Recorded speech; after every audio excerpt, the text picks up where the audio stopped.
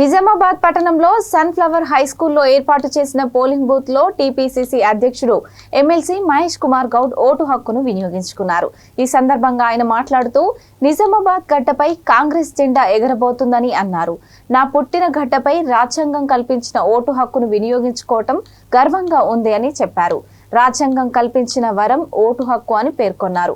ప్రతి ఒక్కరూ తప్పకుండా ఓటు వినియోగించుకోవాలని పిలుపునిచ్చారు. నిత్యం ప్రజల్లో ఉండే నాయకుడే గెలవాలని తన ఆకాంక్ష అని చెప్పారు.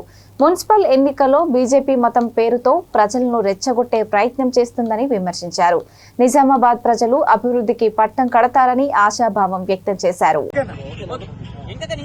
నా పుట్టిన గడ్డ నిజామాబాద్ పట్టణంలో రాజ్యాంగం కల్పించినటువంటి అమూల్యమైనటువంటి అవకాశం ఓటు హక్కుని వినియోగించడం జరిగింది. 2.5 గంటల్లో జరిగిన ఓట్ల శాతం చూస్తే కొంచెం తక్కువగా ఉంది.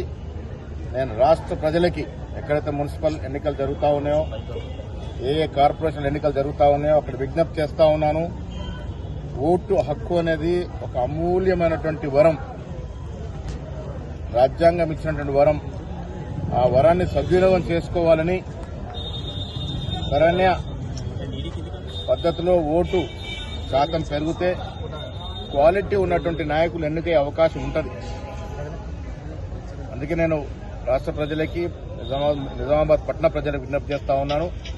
తక్షణమే వచ్చి మీ ఓటు హక్కును వినియోగించుకొని నాణ్యమైనటువంటి నాయకుల్ని ఎన్నుకునే విధంగా దోహదపడాల్సిందిగా నేను కోరుతా ఉన్నాను. మున్సిపల్ ఎన్నికల్లో బీజేపీ వారు చాలా చోట్ల మొత్తం పేరిట ప్రజల్ని రెచ్చగొట్టే ప్రయత్నాలు చేశారు, ఇంకా చేస్తూనే ఉన్నారు. కానీ రాష్ట్ర ప్రజలు విఘ్నులు, ముఖ్యంగా నిజామాబాద్ ప్రజలు విఘ్నులు, అభివృద్ధిని ఆకాంక్షిస్తున్నట్టుగా మనకున్న సమాచారం. కాబట్టి ఈ రాష్ట్రంలో జరుగుతున్నటువంటి మున్సిపల్స్లో 90% వరకు కాంగ్రెస్ పార్టీ గెలుచుకుంటా ఉంటుంది.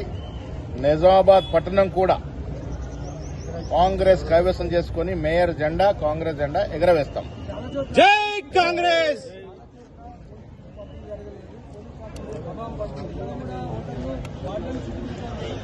ఇది ఆ ఇబ్బందులు మా దృష్టికి కూడా వచ్చాయి. ఓటర్ స్లిప్ సరిగా పంపకం జరగలేదని నేను ప్రజలు విజ్ఞప్తి చేస్తా ఉన్నా.